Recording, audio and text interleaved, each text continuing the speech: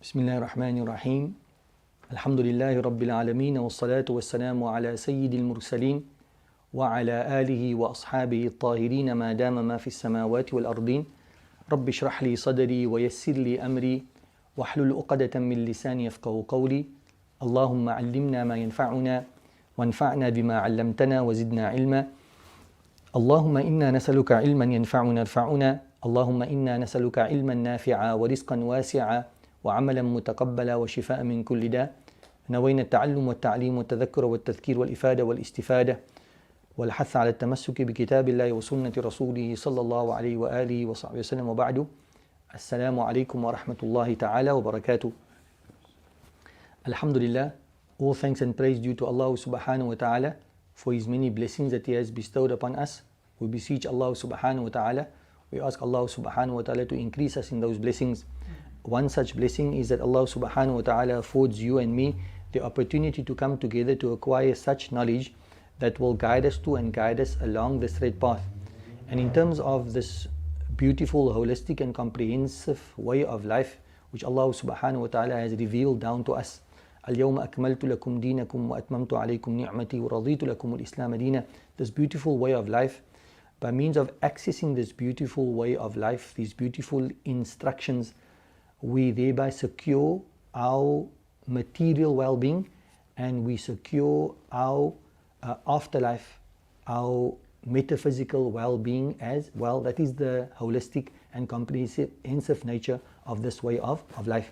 Alhamdulillah, we have started our reading a few lessons back. This is our 6th lesson. We have read through the 3 introductions and we have started reading the book on sales in terms of contract law. In last week, we had looked at the conditions relating to the contracting party. Not any given person can contract. The person contracting, buying and selling, borrowing and lending, hiring and leasing, that particular person needs to meet certain conditions. We had looked at certain of those conditions, walillahil hamd. The last condition we looked at is that the person buying and selling, the contracting party, must be doing so, must be contracting based on free will. In other words, you must have a willing buyer and you must have a willing seller. We now turn and we look towards wasful mabi'. In certain instances, there are going to be added conditions when we look at the commodity in question. We are still discussing the contracting parties, but there are certain added conditions when the commodity in question is a given type of commodity. For example, a person is purchasing a Quran. A Quran is a specific, it's a somewhat peculiar type of commodity. It is of a religious nature. It is of a sanctified nature. Are there added conditions? Yes, there are added conditions. For example, in relation to a person that wants to purchase a Quran, the condition is that that person must be a Muslim. So we're looking now to wasful mabi, the condition of the commodity. What I want to establish by way of the short preamble would be that we are still discussing the contracting party, the buyer and the seller. But sometimes in relation to a given commodity, the given commodity would necessitate certain conditions within the contracting parties. In other words, in terms of the buyer and the seller. In the Quran example, if the buyer is a non-Muslim, would it be permissible to sell a Quran to a non-Muslims? Our scholars say we shouldn't be allowing non-Muslims access to the Quran and so forth. We'll read through that now بإذن الله سبحانه وتعالى. The text says, إذا كان المبيع قرآنا أو فيه آيات من القرآن. If the commodity in question is the Quran or في آيات من آله وصحبه وسلم أو كتب العلوم الشرعية or a book on jurisprudence for that particular matter, you selling.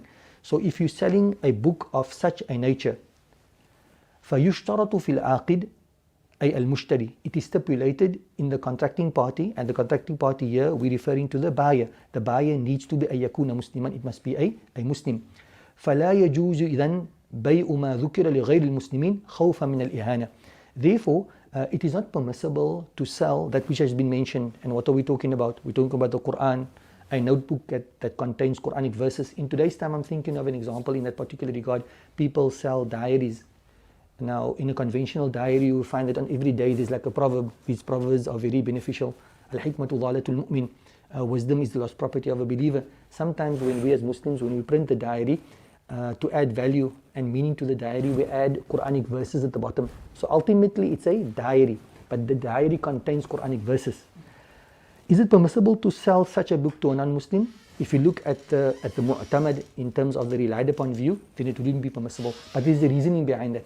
The reasoning says, khawfa min al-ihana, for fear of the Quran being susceptible to humiliation. Unfortunately, in today's time, due to misunderstanding, certain people have an issue with Muslims and a Muslim way of life, which is really enshrined in the Quran. So what do? They take the Quran and they burn the Quran, which for them is an act of humiliation. So out of fear of something like that happening, we don't grant access to a non-Muslim. If you know that the person is going to humiliate this particular scripture, then we're not going to allow the person access to it, and Allah SWT knows best.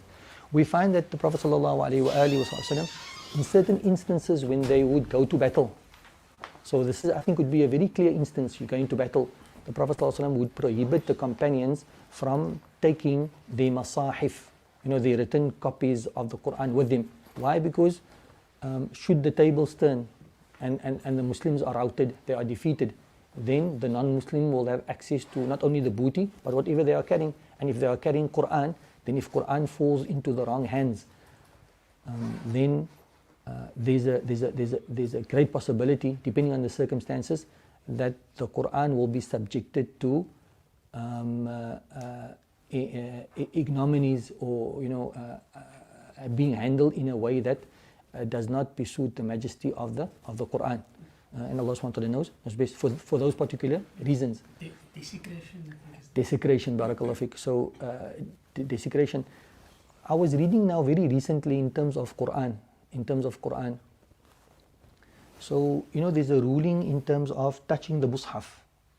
So, in terms of the Shafi school of thought, and the majority of scholars are of the opinion that it is not permissible to touch the Mus'haf, to touch the Quran, if you're not in a state of ritual purity, in other words, not in a state of wudu, or a fortiori, if you're in a state where you require a purificatory bath, it's not permissible for you to touch the Quran. لا يمسوا إلا المطهرون. The Prophet ﷺ sent one of his companions as a governor, Amr. I don't remember the name of the Amr as governor. The Prophet ﷺ instructed him and said, إلا طاهرون. Only person in a state of ritual purity is permitted to touch the Quran. We add a lot of sanctity to the Quran. So it's, if you focus on the sanctity as opposed to focusing on the overly strict rules and regulations relating to touch the Quran, if you focus on the other aspect, and that is the sanctity that we afford to the Quran, that's very important. So, we don't only talk about the Quran, and I came across a very interesting thing, subhanAllah, that I learned. I was very happy to learn it. You have the Quran cover. So what happens in terms of the Shafi school of thought, that is it permissible for you to touch the Mus'haf without wudu? No, it's not permissible. Next question, is it permissible to touch the cover? Our scholars say no. Why? Because the cover is attached to the Quran. The interesting phenomenon would be that if you have a Quran cover and you detach the Quran cover from the Quran. So here's the Quran, I detach the cover and I place the cover over there. Is it permissible to touch the cover that has been detached? So there's a difference of opinion amongst our scholars between Imam Ramli and Imam Ibn Hajar. The one opines, as long as that cover hasn't been repurposed, it's not permissible for you to touch it, because it still has a link to the Quran. So that our scholars look from that particular perspective in terms of the sanctity of the Quran, and the degree of sanctity that we attach towards the Quran. So therefore the Quran and any related attachments we treat in the same way. So if that particular background, and now you look at the phenomenon of selling a Quran to a non-Muslim person, there's a possibility that there's going to be a desecration of the Quran, of the Mus'haf. We say Quran, but more correctly I think it would be that we refer to the written word as the Mus'haf. So our scholars say it's not permissible. You might find the exception in the following way, and Allah SWT knows best. When the Prophet ﷺ wrote for purposes of da'wah, when he wrote to the powers that may be at the time, Heracles and the Persian Kaiser and so forth. Then what would happen is the letters contained, remember we said now or anything that contains Quran, the diary, we can example of that. Is it permissible to grant non-Muslims access to it? So that is two interests of calling people towards Islam. The other one is the interest of safeguarding the sanctity. And if you look from this particular perspective, that the Prophet actually wrote the letter in that regard, and he knew it was going to come in the hands of a non-Muslim, but the overriding purpose there would be for the purpose of calling towards Islam, and therefore the Prophet would include such writings, and Allah SWT knows best. أما إذا كان القصد من وراء تمكين غير المسلمين من المصحف وكتب الحديث وكتب العلوم الشرعية هو الدعوة إلى الله فيجوز بشرط الأمن ضد الإهانة. So that's the point which I'm mentioning over here. As for when the intention behind granting non-Muslims access to the Mus'haf or to narrations of hadith or to books of knowledge, the ultimate purpose behind it is to call towards Allah subhanahu wa ta'ala. It would be permissible on condition that you are guaranteed that there's not going to be any form of desecration. If in all probability you're saying, look, these people are going to desecrate the Quran, then even though your intention may be to invite them towards Allah subhanahu wa ta'ala, but at the expense of the very high probability of the Quran being desecrated. This is an important thing to keep in mind. وذلك لأن رسول صلوات الله وسلامه عليه وعلى آله أرسل الرسل برسائل فيها آيات قرآنية إلى ملك الروم والكيسر. The Prophet ﷺ, the proof for that is the Prophet ﷺ would send letters in that particular regard. Fadl Muhammad Tayyib. Just on that, so what would the first assumption then be? Ihana or from the person that we sell it to? So what would be our duty? Like, just for example, let's take so-and-so, whoever way the person refers to it, but then a Christian comes in this, or some non-believer comes in there, what would your first assumption be in that regard? Oh, subhanAllah, that's an interesting question. I think there would be a number of factors that come into play in terms of the broader context. Yeah, I mean, how does one profile a person that's coming to purchase? You know, the general circumstances would dictate to me that if a non-Muslim person comes to someone's expressly to purchase a Quran, that he's interested in Islam. Wallahu a'lam. And then on that particular basis, would it be permissible, to sell the Quran to him? Initially, some of the students would make the argument that, look, if you translate the Quran, then a translation of the Quran is not Quran. But the ruling doesn't only relate to Quran, the ruling relates to any books of knowledge in that particular regard, so extends beyond Quran. Wallahu a'lam, that would be my understanding. So in other words, to give the benefit of the doubt with the idea that this is a means of calling the person towards Islam, and in that particular regard, inshallah, the intention will follow through. وهكذا نجد أيها القارئ الكريم أنه قد تحصل عوارض في السوق تتطلب مثل هذه الشروط الخاصة. What I attempted to do in this particular regard, again, if you go back to our introduction, what happened was we are discussing the contracting parties, the buyer and the seller. So we're looking at the conditions of the buyer and the seller. Then we're saying, look, in certain instances, we add a condition in light of the commodity in question. We add a condition to the buyer, or we add a condition to the seller. Now in today's time, an issue related to this would be that if you're selling second-hand goods, like currently in South Africa, there's a bylaw that governs second-hand goods. So again, what happens is you have a certain type of good that is being sold, and because of the nature of the goods, like Quran, and that was a religious nature to the books. Now in second-hand goods, because of the nature of the goods, the fact that it's second-hand, the bylaw requires that when you purchase a second-hand item, or rather when you're selling a second-hand item, that you must sell it with a receipt. So if you're buying it, in order for your purchase to be legitimate, you must obtain a receipt, and a receipt would prove ownership from the person selling it to you. And I see everybody's heads are bobbing. You and I as South Africans, we can understand this because we have like a black market, so to say. And in black market, second-hand goods. And many instances, those second-hand goods are actually stolen goods. So to put an end to that, unfortunately in today's environment, looted goods, that brings into, subhanAllah, that brings into sharp focus what our contribution can be, our contribution.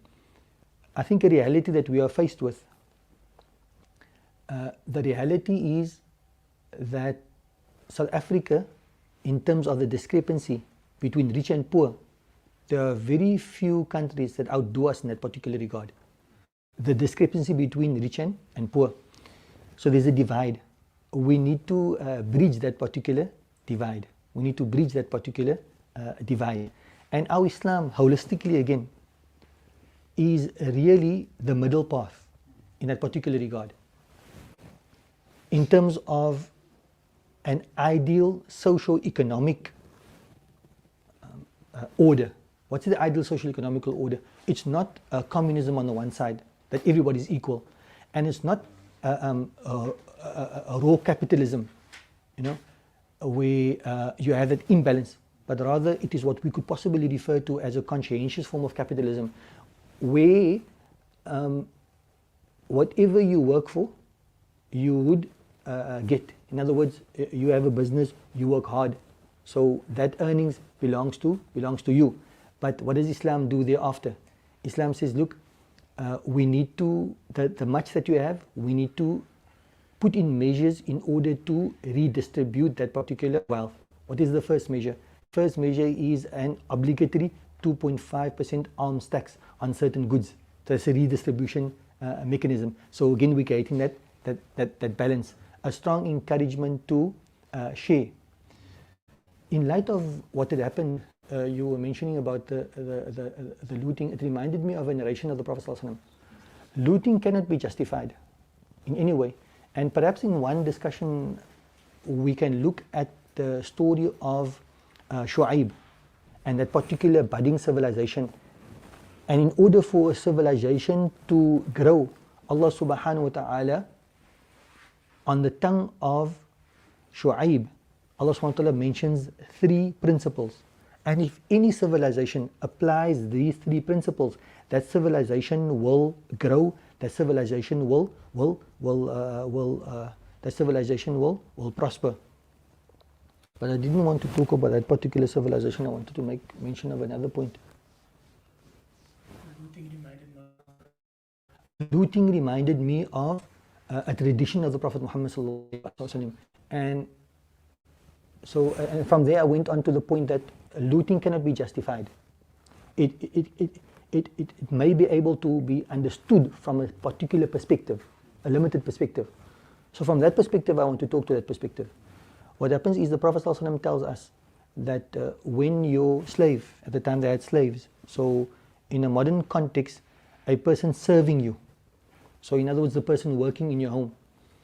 So the Prophet ﷺ says, when your slave is food and he presents the food to you, one of two things. Either bade him sit with you, or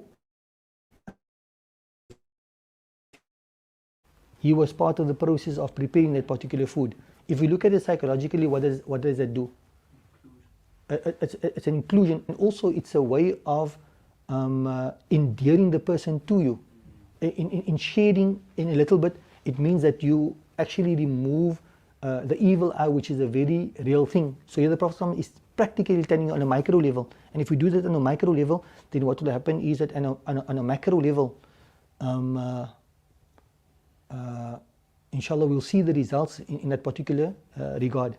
So there's a lot of work that we need to do. And I think this is a very important point. And that is when something wrong happens within our community, either on a national level or an international level, what do we do first? First, we do introspection. We look inwards. What can I do in my personal capacity to better the situation? And small things like this. And you and I might think to ourselves that, such a small and insignificant thing, how's it going to make a difference? The COVID pandemic has taught us what? that individual behavior has a massive impact. So what happens is, we're talking about shouldn't congregate. So differences can potentially make a difference in terms of the spreading or the containing of the pandemic. Now, social behavior works exactly like it spreads like wildfire. It finds itself in a particular locus. My point being that our individual actions, we should never undermine our micro action and individual action because it has an impact. What we tried to do was that, when I engage and in my everyday just running around. So in South Africa, we are a very cosmopolitan community. You're going to be bumping into people from different ethnicities, from different social strata, from different standing in terms of their wealth and so forth. So when we meet people who are generally considered to be less fortunate than us, particularly in these times, what we try and do is that, we share a bit more. We always share, but now we share a bit more. And subhanAllah, it goes a long way. In COVID-19 times, one of the ladies were advising that when you get your coffee, because it's COVID times, so the barista is not that busy. So as opposed to him doing 20 cups, he's maybe only doing 10 cups a day. So in other words, what you normally go home with, he doesn't have anymore. So what happens is they say tip heavy. So you give the guy, maybe you pay for your cup $20, give him a $10 if you can afford it as a tip. And that makes up for it because of the circumstances. Now what happens is, in normal circumstances, we should be following through in terms of the narration of the Prophet ﷺ, that a person that is exposed to you and you maybe have a greater standing of wealth, then when it comes to food stuff, share so that you appease the person in a particular way and you remove any negativity in terms of that interaction between you who maybe has and the person who doesn't have. He doesn't understand what it means to have because he's looking from an outside perspective. So just to remove that negativity, is that if that applies to normal circumstances, then in the current circumstances that we find ourselves in, we should do that even to a greater degree. And Allah subhanahu wa ta'ala knows best. So back to our point, and may Allah subhanahu wa ta'ala alleviate the suffering that we are facing, and may Allah subhanahu wa ta'ala guide the hearts of all. Our concern is not only with the oppressed, our concern is with the oppressor as well. So we pray to Allah subhanahu wa ta'ala that those who have been oppressed with the events that have unfolded in the past week in this beautiful and beloved country of ours, that Allah subhanahu wa ta'ala guide those who were oppressing, and Allah subhanahu wa ta'ala assist those who were oppressed. Our call goes out to both them. And what more beautiful way than to present them this, the beautiful way of Islam, which really is that a measure by means of which we can secure collectively our well-being in this world as well as in the year after. So we come back to this particular ruling. Our Islam makes a pronouncement here. When the goods in question would be second-hand goods, then you require a law. So this very much ties in that we were talking about. أيها القارئ الكريم أنه قد تحصل عوارض في السوق. We find, O noble reader of the book, أنه قد تحصل عوارض في السوق. Sometimes there are certain accidental issues which come about in the marketplace. تتطلب مثل هذه الشروط الخاصة, which dictate these specific conditions. For example, القانون العام عندنا, the common law or South African law في جنوب أفريقيا in South Africa, اشترط إذا كان المبيع مستعملا, stipulates that if the commodity is a second-hand commodity, أن يكون لدى البائع فاتورة الشراء, that the seller must have a receipt, فاتورة, a receipt, in other words, a proof of purchase, to indicate that he is the valid owner and he is in a position to sell it legally. وبعدم وجود لا يصح البيع. And if the person doesn't have the receipt, and then the sale would not be valid. Now, اشترط وجود الفاتورة لعارض عرض على السوق. In terms of the common law or South African law, the existence of a receipt is stipulated because of a particular accident. What's that accident? هو كثرة بيع المسروق. It is the amount of stolen goods being sold. ووجود سوق غير رسمي, and an unofficial marketplace, we can refer to it as the black market, يتداول فيه المسروق, in which stolen goods are exchanged. Nasrullah al-afiyah, we ask Allah to protect us in that particular regard. Wasful aqid. So we're still dealing with the contracting parties and conditions relating to the contracting parties. In certain instances, when you're selling certain type goods, so the goods isn't the problem. The goods isn't the problem. The contracting party is the problem. How does that manifest itself? Our scholars, and the words are regurgitated here in some in a particular manner. إذا كان المشتري متصفا بالحرابة. If the buyer, so we're selling goods. This is like a famous issue really on an international level. And South Africa, sometimes every now and then you hear, they may or may not be implicated in particular regard. A person is selling goods. What's the goods? The goods may be legitimate. What is it? Weaponry. The problem is that they're selling it to somebody that's going to purchase it, and the purchaser is going to employ it for mass murder, for oppression, or whatever the case may be. From an Islamic perspective, would it be permissible for you to sell something to somebody knowing well that this person is going to use it for illegal purposes, for oppressive ventures and so forth? So our scholars say إذا كان المشتري متصفا بالحرابة, if the buyer is classified as بالحرابة, حرابة, how do you translate the word حرابة? This is now, I'm taking from the classical textbooks now. Whoremonger. Basically,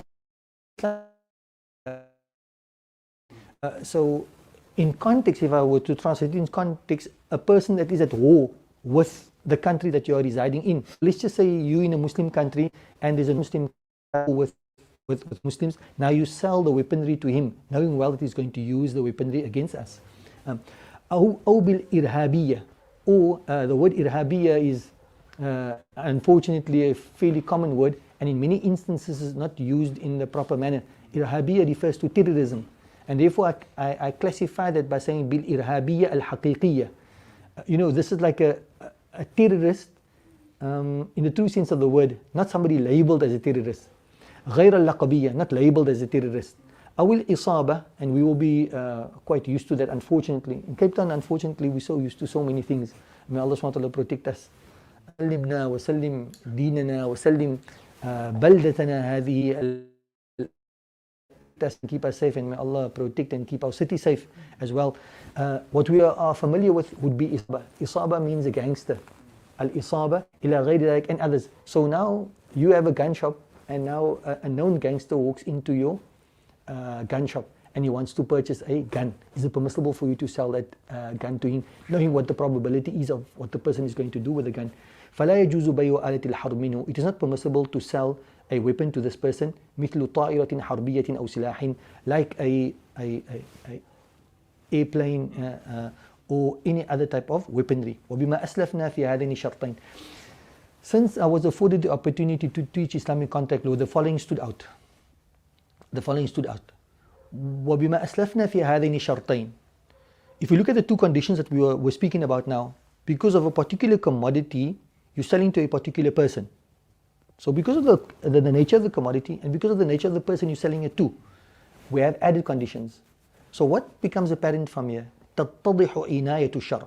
What becomes apparent here is the concern of our law, in other words of Allah. With what? In general, ومذهبنا خاصة, and our school of thought in particular, in other words the Shafi school of thought in particular, regarding what? بمسؤولية العاقدين, regarding the responsibility of the contracting parties. There are different approaches, and لكل وجهة وموليها فاستبقوا الخيرات. Everyone has their views, and we find in particular the Hanafi madhab will take a different approach. The approach is to be respected. But currently we're talking about Shafi. The benefit of the Shafi approach is it talks about the responsibility of the buyer and the seller. And importantly, وأن غير قاصرة على العقد. It is not confined to the contract. Look, I'm selling you a gun. I'm just make sure that you meet all of the conditions of a buyer. I meet all of the conditions of a seller. What you're going to do with the gun, that's your problem, not my problem. So it tells us that from the Shafi perspective, the responsibility of the buyer and the seller, the contracting parties, goes beyond just the contract. Goes beyond the contract. بل تتعدى إلى ما وراء ذلك. It goes beyond that.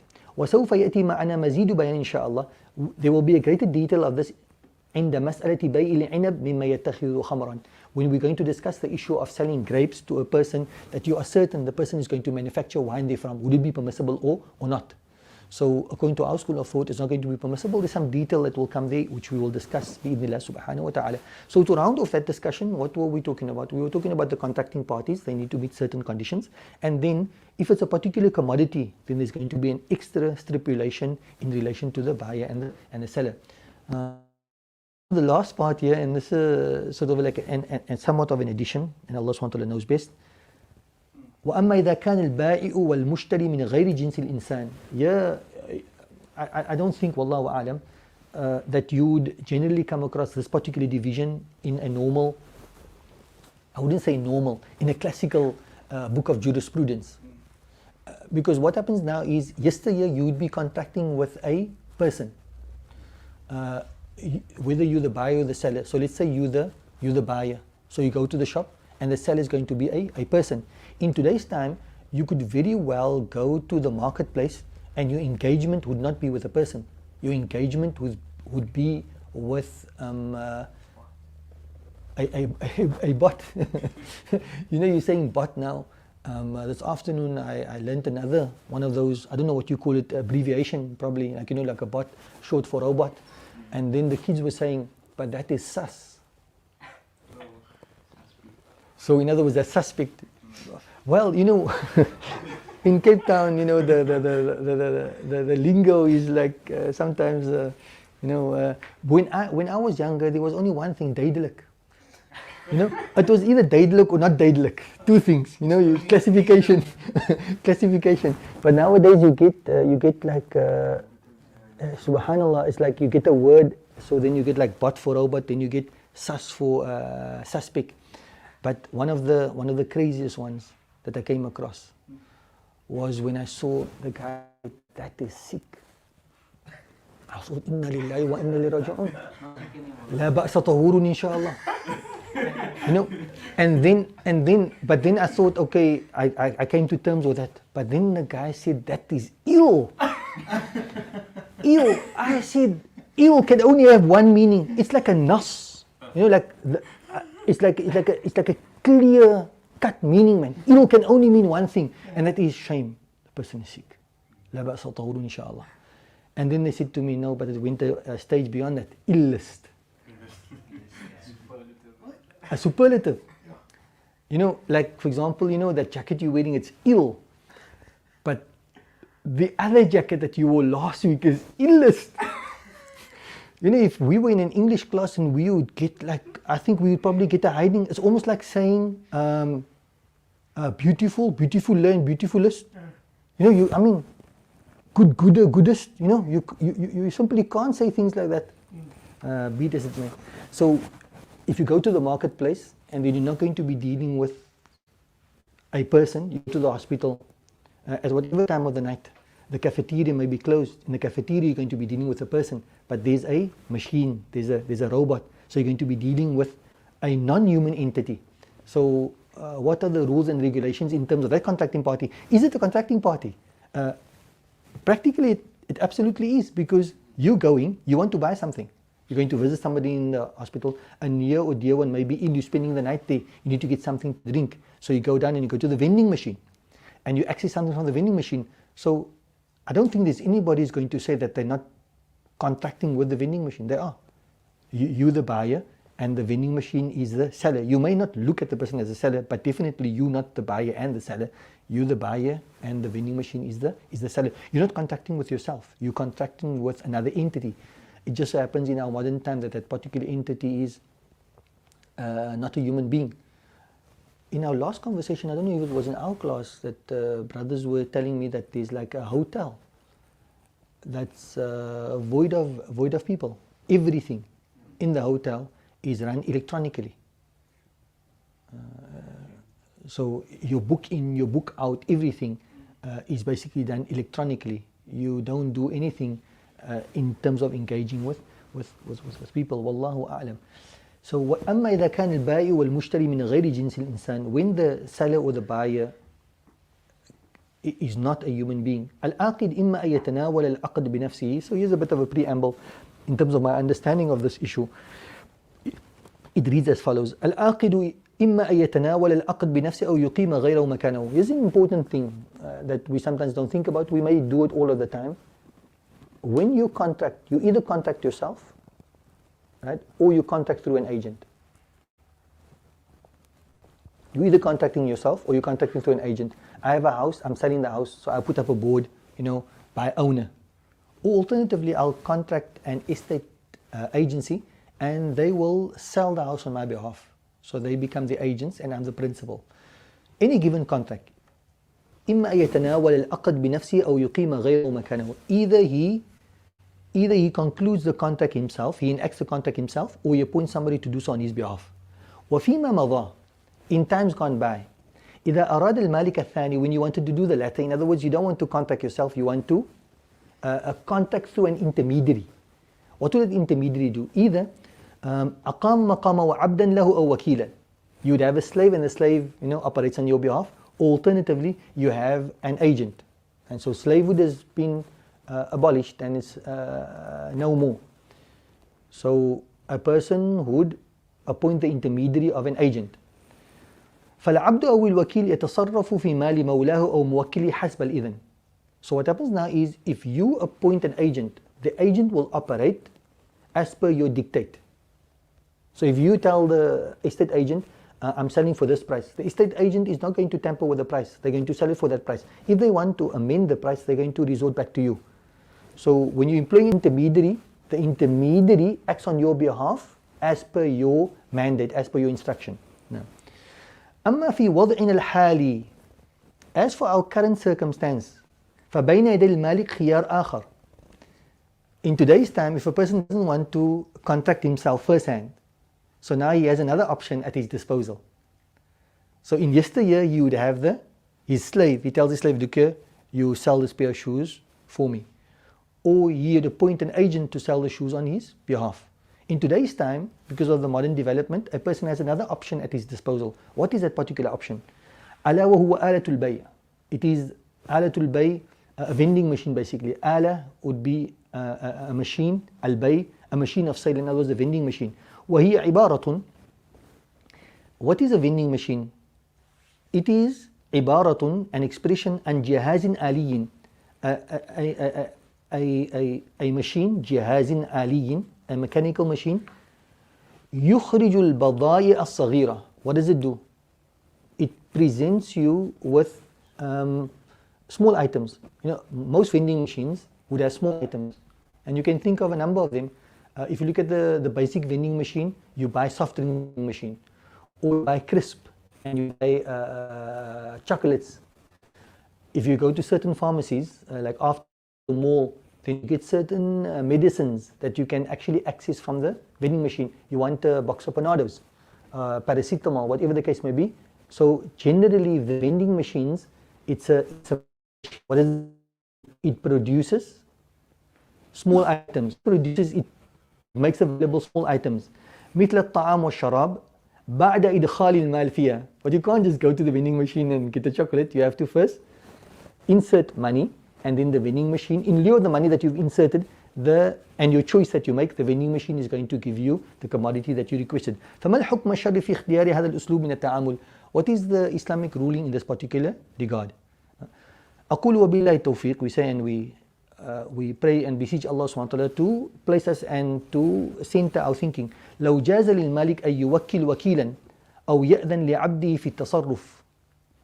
If it is permissible for an owner to appoint an agent or to grant permission to his slave في التصرف, in order to administer. In other words, if it's permissible his intermediaries to act on his behalf, then wallahu a'lam la yajuzanna lahu ala sabil al-awla, then to a greater degree, a fortiori, it will be permissible for him to do what? Tajheezu jihazin, to prepare a machine yatasarrafu abrahu, that the person administers his wealth by means of it. ما دامت الشروط الأخرى للبيع محققة. As long as all of the other conditions are met, this should be permissible. وهذه الأولوية تظهر في أمور. So you might say now that you're claiming that if it's permissible for a person to appoint a wakil, and it's permissible for you to appoint, like the slave to administer on your behalf, to sell or to buy on your behalf, then you're saying if it's permissible for them, then to a greater degree, it is permissible for you to construct a machine in this particular regard. That is a claim. What is the basis for it? So that the basis for it being a fortiori permissible is as follows. احتمال الخطأ بالنسبة إلى تنفيذ أمر المالك في الجهاز. The possibility of mistakes happening when the owner appoints احتمال خطأ بالنسبة إلى تنفيذ أمر المالك. The possibility of a mistake in relation to تنفيذ أمر المالك في الجهاز, on executing the wish of the owner in the machine أقل, is less مما هو في الإنسان than what it is in a human being. وكيلا كان أو عبدا, whether the person is an agent or whether he is a slave. وذلك لأن الإنسان مجبول على الخطأ, because والنسيان, a person, you and I, أول ناس, the first human being was the first person to forget. نعم. فضلا عما يعرض له من النفس والهوى, over and above, his when he's dealing with other people's money. Number 2 is تصرف المالك بالوكالة أو بعبده يعد تصرفا غير مباشر بلا شك. When an owner, تصرف المالك, the administration of the owner بالوكالة, by way of agency or through his slave, يعد تصرفا غير مباشر, it is considered to be a غير مباشر. مباشر would mean like direct. It's an indirect way of transacting, because now it's my house, but I'm not selling it, the agent is selling it. So the agent is dealing on my behalf, so I'm dealing but indirectly. الجهاز الآلي بالمقابل, as opposed to that, the vending machine أقرب إلى تصرف مالك المباشر. It is closer to the direct dealing of the owner. Why is that? وذلك لأن المالك يكون جهازا آليا. That is because the owner, he doesn't have to create it, he can get the IT guys to create it for him, but he creates, what does he create? جهازا آليا, a vending machine. يبيع ما يريد المالك بيعه, that sells that which the owner intends to sell. How? لكن بالقوة, but بالقوة, potentially. So I want to sell chips and chocolates, crisps and chocolates. So what I do is I create a machine and I put all the crisps and chocolates therein. So what am I? I'm preparing this vending machine to sell it, but not consummately, like immediately. The fact that it's placed in the vending machine, that is structured in a particular way that when you put money into it, you get your crisp. That means that is a seller, that is actually me, but in potential, not in like a consummate way. Now, وحينما يتم إدخال الثمن, and when the monies are placed within the machine, what money? The money that the seller wants from the buyer في الجهاز, in the machine, يتم البيع بالفعل, and then the sale is consummated. فالمالك في الوكالة والعبد المأذون مفوض. So the owner, when it comes to agency and the slave, which he permits to transact on his behalf, he is a mufawwid. He's handing over the matter to them. وفي الجهاز الآلي, and in the vending machine مكون, he's actually orchestrating it.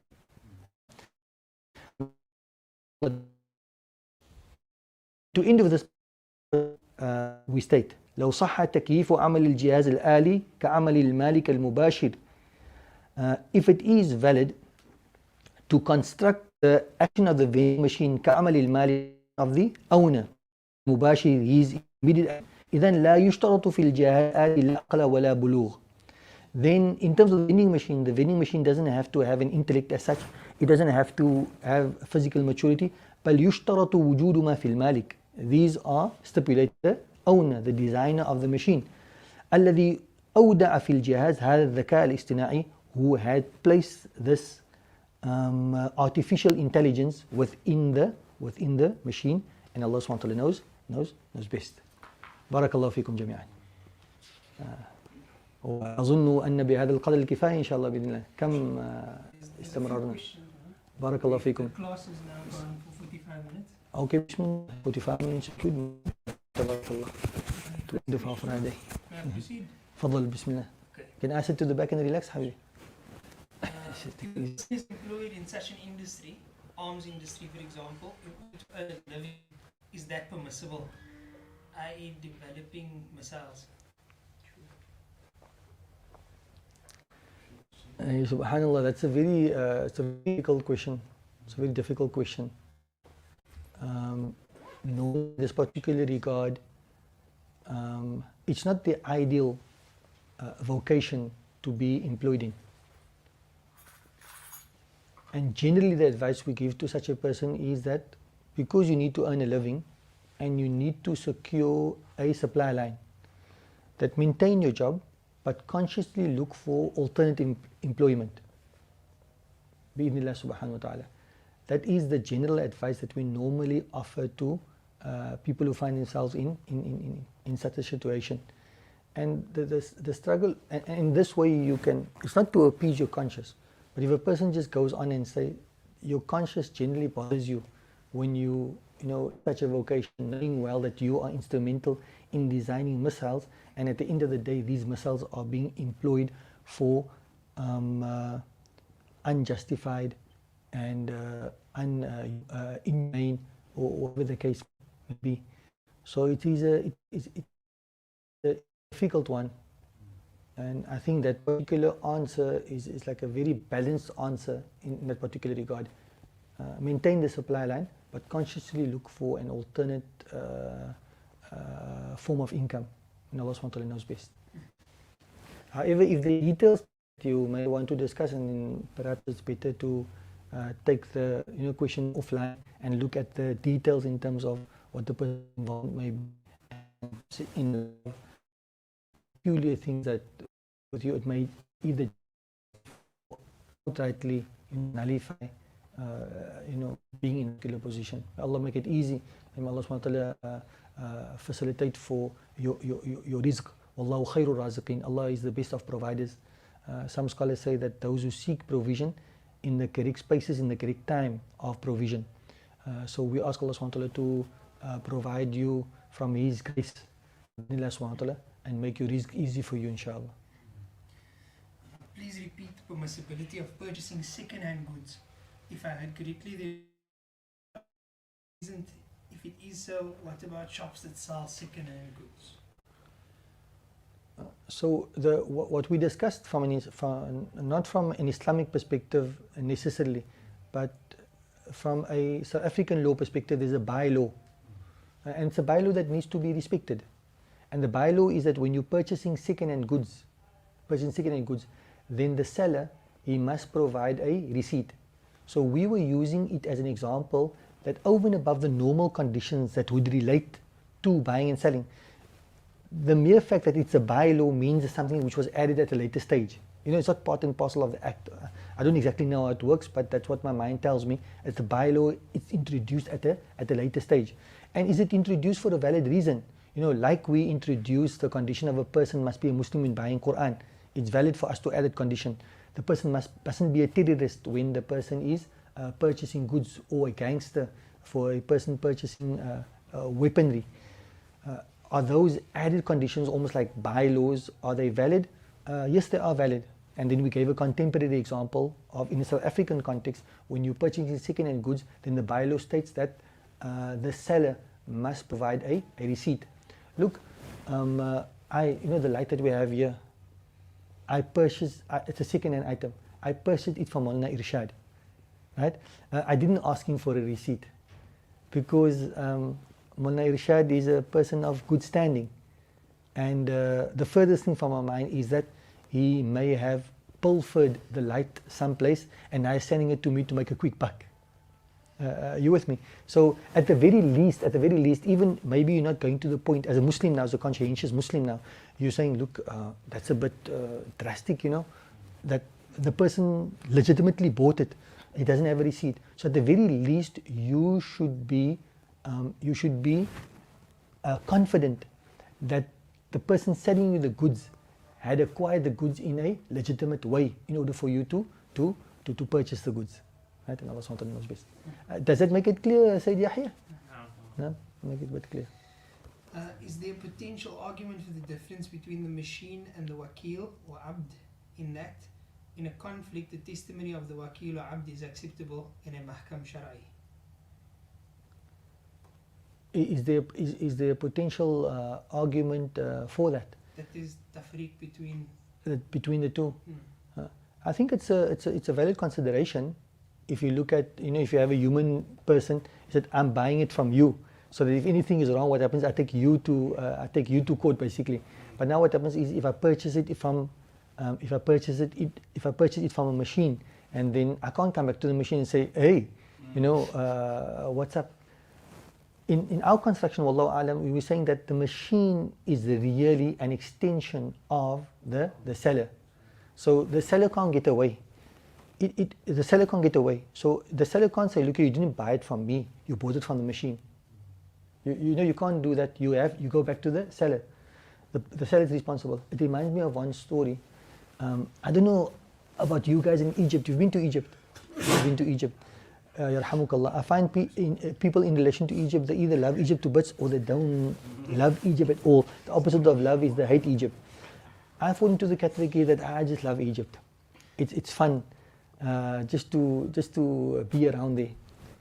A good friend of mine went to Egypt when he was very young. So what happened was, they went to the pyramids.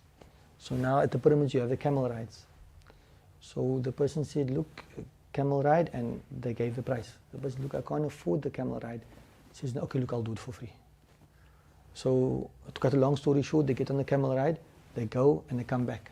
When they come back, the person demands payment for the camel ride. Right? So they say, but you said you're not going to take any money. He says, not for me, for the camel. I didn't go back on my word. I said, not for me. I don't want any money, but the camel wants the money. So that during that difference. So when we come here and you have like the vending machine, and I purchased from the vending machine, and the vending machine belongs to you, and I put money into there, but the vending machine didn't give me the goods. I as the owner of the vending machine can't say, look, you bought it from the vending machine. I can't do anything. The vending machine doesn't want to give you the money.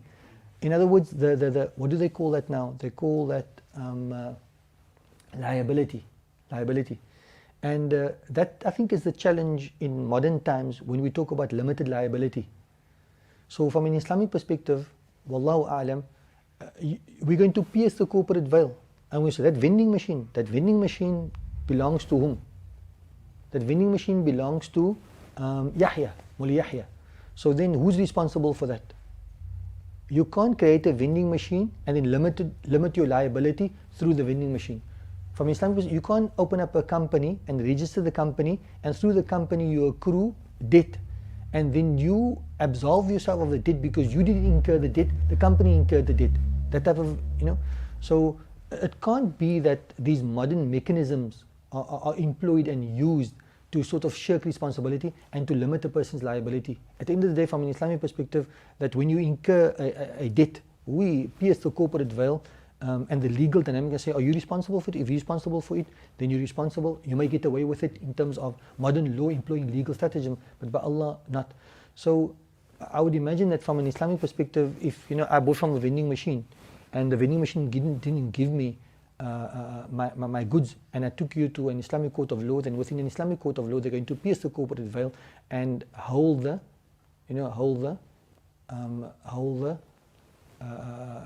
owner responsible. And then in certain instances, when it comes to wakala, then the wakil will be held responsible for many things, but that's because he's a human being and he operates within a particular capacity which he took the responsibility for. That doesn't apply to the machine, because the machine, remember, in terms of our understanding, we're saying that the machine it's just an extension. It's like almost like a mubashir. It's of the seller. Wallahu a'lam.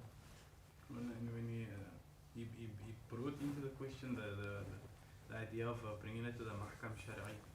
If you look at the jihaz ali that we're speaking about, in most instances the seller, the buyer, the seller wouldn't have experienced the sale, so he might not necessarily have a camera to see that the person was there. And that, so like, how do you confirm the sale in the sense of dispute? And where if you look at the dynamic of buyer, like some of the overriding qawaid then the asl is like bara'atu dhimma. So they're accusing, look, you must give my money back or you must give my thing, but because we're not even arguing about the amount, we're arguing about the actual occurrence of that transaction. So we have this idea of that the asl is, look, and then you have no corroboration because it's just the machine and the person. So I think it's an interesting point that he brought in when you bring it to the idea of having a dispute about it, because the seller is not necessarily going to be there. So we're saying that the responsibility goes directly to him, because we're calling it a mubashir sale in a certain sense. But then how does that translate in terms of the dispute? Abu Hakim actually gave, if I can just add to his example, Abu Hakim gave his own example. He said the potential dispute is the buyer says he put $2 into the machine, but the machine read or weighed the coin as $1, whose word or system prevails. My understanding in that particular regard, if I consider the seller, the machine, to be an extension of the seller, then I'm going to employ the same rules that applies to a normal plaintiff and a defendant. So the basic rules of البينة على المدعي واليمين على من أنكر أو كما قال عليه الصلاة والسلام. I think that narration, I speak under correction, but I think it's by Imam al-Darqutni? I can't remember now exactly, but I think it's by Imam al-Darqutni, either Imam Darqutni or Imam al-Bayhaqi. And the narration comes in Sahih Muslim as well, that talks about so those rules. Is there a preventative that prevents us from applying those rules? Yeah. So for example, that I have a claim. I'm taking Yahya's mobile vendors to court, right? Because I wanted the bar one and it gave me the small bar one, the bite size, but I wanted the 25-hour one, So what happens is I go to the court of law and now they ask me, look here, do you have a proof? I say, look here, I have a proof. I went with Mullah Irshad. So I have a shahid, and then what happens is, do you have anything else? I have a yameen. So I got a shahid and a yameen, and this has got to do with bay. So when it comes to bay, a shahid and a yameen is sufficient. So what must happen is now the onus, would it be an onus? I don't even think the onus would go there, because the qadi would give a hukm for the mushtari, because the mushtari has the bayina, and the bayina is the shahid and the yameen. That type of thing. I think maybe some English words, for the listener. So what happens is, if you see how commonly you fall into that trap also, subhanAllah. So what happens is, if you go to a court of law, the normal rules that apply, I'm asking the question, is there a preventative that prevents us from applying the normal rules? So the normal rules would be as a plaintiff. The plaintiff happens to be the buyer, right? So what does the buyer say? The buyer says, no, look, I put like the $2, whatever, and this is what happened. So now when in a normal court of law, if it was two persons, and then the judge would ask the plaintiff, look, do you have a proof? He says, yes, I have a proof. I've got one witness. I went with my friend. Here's my friend. And this is a person of integrity. But you need two witnesses. فَاسْتَشْهِدُوا شَهِدَيْنِ مِنْ رِجَالِكُمْ فَإِنْ لَمْ يَكُونَ رَجُلَيْنِ فَرَجُلٌ وَامْرَأَتَانِ.